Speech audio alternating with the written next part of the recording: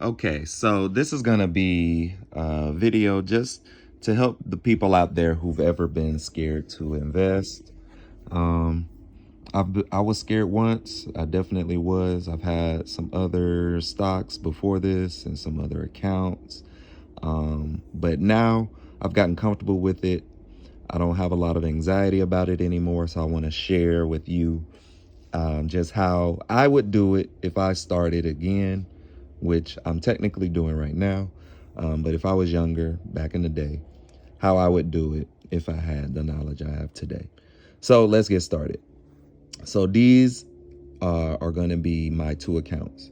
Now, you don't have to start with two accounts. I have two accounts because of mistakes I've made, obviously. So this is my buy and hold account, my account where I buy stocks and hold them. I do nothing else. And I have about 9 different stocks in here, as you can see: ELF, FICO, 2 ETFs, Intuit, Louis Vuitton, MasterCard, Moody's, and S&P Global. All right. So this is just buy and hold. So these are shares that I'm going to buy and hold throughout the year. And I'm going to dollar cost average into them as well as lump sum into some of them, right? Now, let me explain what that means. Dollar cost averaging just means I'm going to take some money each month and put into this. Some people do it every day. Some people do it weekly. Some people do it monthly. For me, it's going to be weekly. Let me show you how I'm going to do that. So I don't have a lot of money, once again. So this isn't one of those YouTubers, $5 a day. I don't even have that. So $5 automatic reoccurring into Apple, Coney, FICO, and ELF. That's it. That's it for me. $20 a week. All right. That's all I could really afford. If I do too much more, then I'll be stressing about gas and food. And who wants to do that, right? This is supposed to be fun. So I made it fun. All right. So once again, buy and hold account. And once again, you see here, I've only purchased about $5 of each of these, except for one of them or a few of them, right? So look, I am $4.93.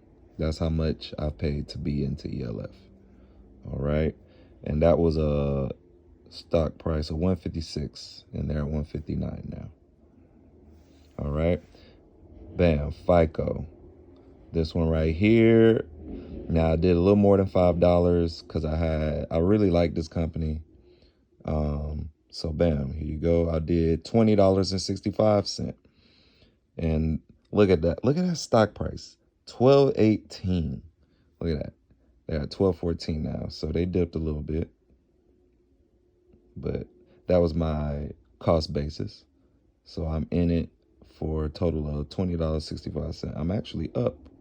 What is that? Total gain, like, what is that, 11%? Not bad. All right. And then right here, these are some ETFs. This is a technology or semiconductor ETF. As you can see, I got into it at $462. So I had a different account where I had a little more money. So I bought some ETFs first. So I did semiconductor ETF from Fidelity, and the, what is this? Fidelity Total Market Index as well. As you can see, I put 197 into that. All right. So those are ETFs. The reason I did that, they're ETFs, right? So if I'm going to buy and hold anything, I'm going to make sure I have at least something that is a solid investment. And ETFs are a solid investment. And I just found some good ones. And some low cost ones. Like this one is zero. The reason it's a good one is because there are 0 fees. I thought it would show me that. Oh yeah, right here. See, as you can see, 0 fees. No expense ratio at all. So I don't pay any transaction fees if I want to own this ETF right here. All right. And look how good it is. The performance is pretty solid. I would say a solid 8% a year. All right. So now that we've discussed the buy and hold account, let's talk about options. Now, I have an option account because I made a mistake. I meant to do options when I set up this, and I couldn't do it because of the account I had.